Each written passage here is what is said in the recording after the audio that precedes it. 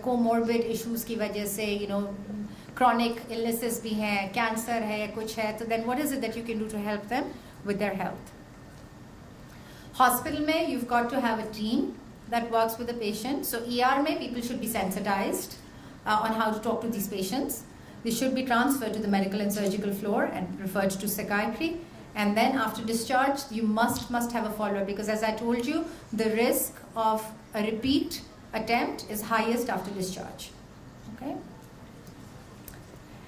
So this was a study that was done where they asked a lot of patients about how they were treated when they were hospitalized. So they said that they were treated with scorn. They were called a drama. People call them drama. They were blamed or they were held responsible. And this is the attitudes of nurses and doctors. This is not the attitude of family members. वो अलग है, right? They were considered nuisance. They were considered troublesome by the nurses and doctors. They were thought of creating more work. Okay? They were made to feel uncared. Okay, so again, in terms of risk of patients, how do you work with them? So if it's a low risk patient, you want to give them emotional support, you work through their problems, you focus on their positive strengths. What do you do well? What are you good at? What do you get the most pleasure from? If you like reading books, आपने क्यों छोड़ दिया? अगर आपको music अच्छा लगता था सुनना, आपने क्यों छोड़ दिया? So what is helpful in their lives? Help them with that. Medium, try exploring alternatives to suicide. What else can you do? How else can you manage this issue? Okay, and then again, referral to psychiatry. And if it's a high risk patient, you definitely need to work on removing the means. You want to make sure that there's a family member who can closely monitor the patient. You don't leave them alone, and involve psychiatry immediately. Okay, with adolescents, what I try to do is I have them start talking to their family members. So I will tell them, communication is a big thing. So I tell them कि आप अपनी mother के साथ बैठ के, and the parents are usually there. Why don't you sit down with him or her and make a list of 10 things that they can do when they start feeling suicidal, right? I'm going to call a friend. Well, that didn't work. The friend's not there. I'm going to use my punching bag. No, I tried doing that. That didn't help either. I'm going to put on my favorite music. Okay, I tried doing that. That didn't work. So, by the time they've gone through the 10 things, hopefully something has worked. But while they are developing that list of 10 things, they've actually sat down with their mother or their father and actually started talking to them about this. Okay. And that can actually take a lot of the risk away, just starting to communicate with your family members. You develop the rapport early with that patient. You engage the patient and the family. Please, please, please stay non-judgmental. Show empathy. It's a very hard time for these patients. Build trust and instill hope. And this was the last slide that I had already gone through somewhere in the middle. Do not blame the patient. Don't hold them responsible. Show understanding. Work on the underlying factors. And then communicate. Communication with you, communication with the family members, communication with friends. Adolescents don't want to talk to their parents. Most of them don't want to. That's perfectly okay. Not to worry about that. Let's see if we can have their friends become part of the management plan. Okay, or their teachers. They might have a favorite teacher. They might have a football coach that they like talking to. Make them part of the treatment plan. But communication is key here. Okay, all right, thanks a lot. Okay, questions? Yes. As we know, it are concerned with disorder and hypomania and medication. Then why higher suicidal risk in hypomania patients? You're asking why is there a higher risk in patients or hypomanic? Not in many patients. Because hypomanic patients still have the judgment and also the when you are manic, you may not be able to go through a whole suicidal plan and act. Because आपकी reality testing भी काफ़ी हद तक उसमें messed up हुई भी होती है, but patients who are hypomanic. So, for example, we know that a lot of very famous artists produce their best work when they were hypomanic.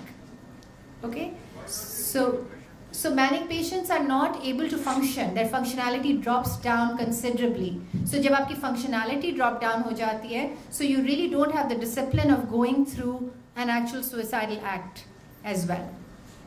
Okay, because their judgment has drastically gone down. Now, having said that, manic patients are at high risk of committing suicide. But there's a whole discipline of, figuring out it's not easy to try a knot on the pankha. And, doing it in a way that aap na gir jaye or not khul jaye and stuff and everything. A patient who's extremely manic may not be able to go through that in a very disciplined way. But somebody with hypomania may well be able to do that.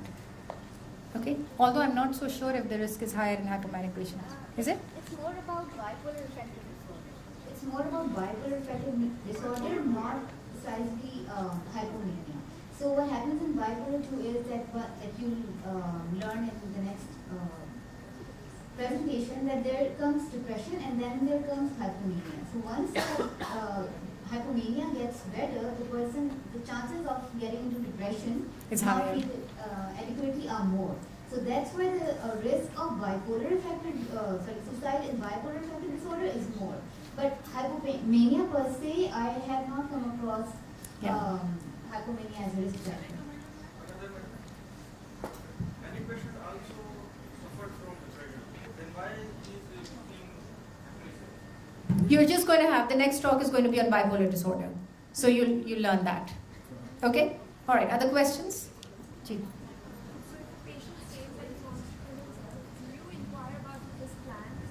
Yes, so if a patient says that they want to kill themselves, do you inquire about their plans? You absolutely do. Yes. You have to find out that, you're saying that you want to kill themselves. Have you thought of a plan? So won't that kind of instigate them? So no, I showed you in my slide that if they don't have a plan, then they don't have a plan. So it doesn't do that. But if they have a plan, it's important to know about it. Ki kitna intent hai unka. That they've actually planned the whole thing out. They've planned how they're going to hide it from their parents, or family members. They've planned the whole thing. So jitna zyada plan kiya hua hai, utna zyada risk of actually them, going on with the act. Yes.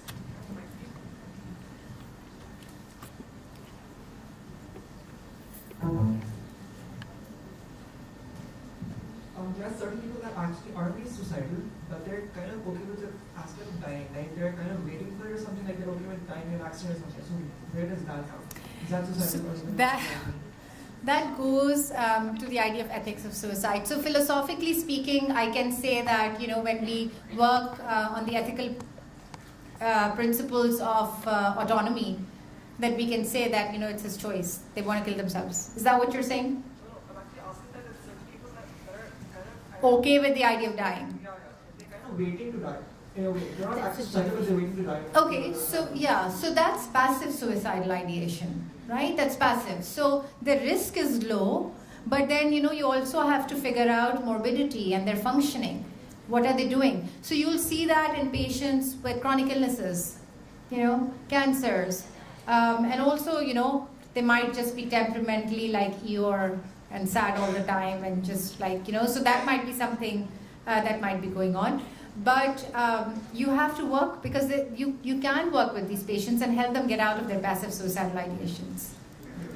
Do we actually need medical attention, like depression patients? Yes, they absolutely, they do. So, once you have suicidal ideation, अगर आप उनको means दे दें, ज़रा सा कुछ और उनकी ज़िंदगी में कुछ गड़बड़ हो जाए, कुछ और, any small little thing that might happen, another loss that might happen, they might actually switch very quickly from passive to active suicidal ideation, right? So they need medical attention. Yes. Back there, and then this. Okay. Yes.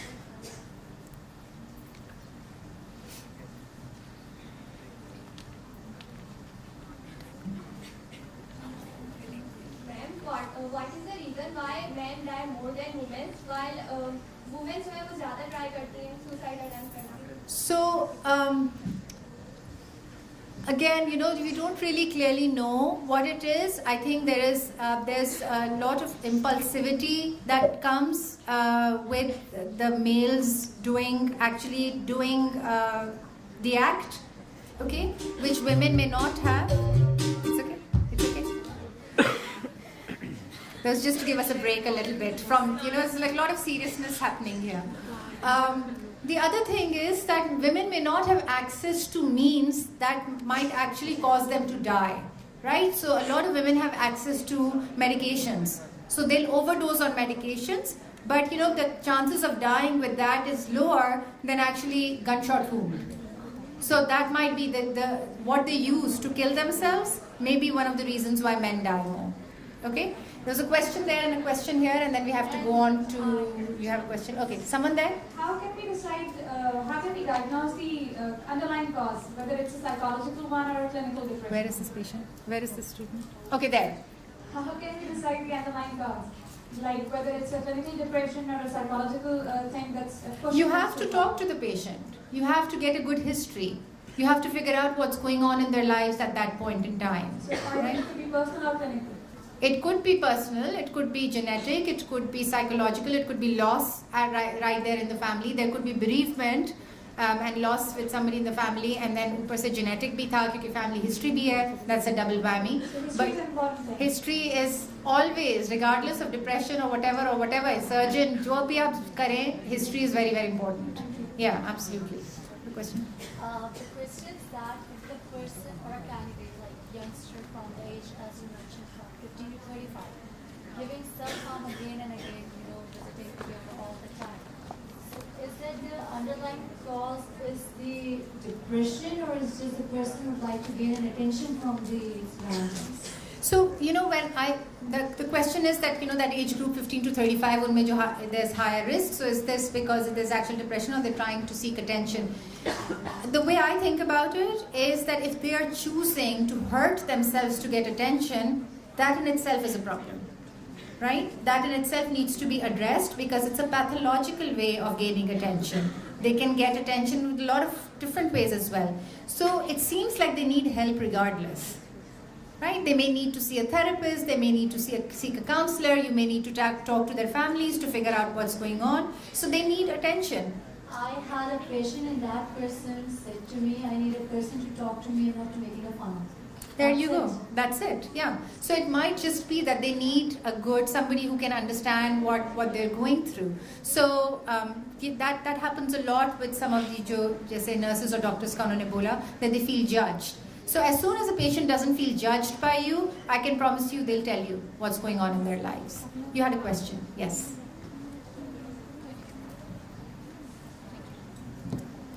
Actually, I wanted to ask if there's another catch, like you told about one of the sentences that we don't want to live or we want to commit suicide, between depression and suicide. Because there are a lot of people, like for example our siblings, for example if they're thinking of suicide, obviously my brother or my sister will not have to do it immediately, right? So is there any other catch that we can differentiate depression from suicide?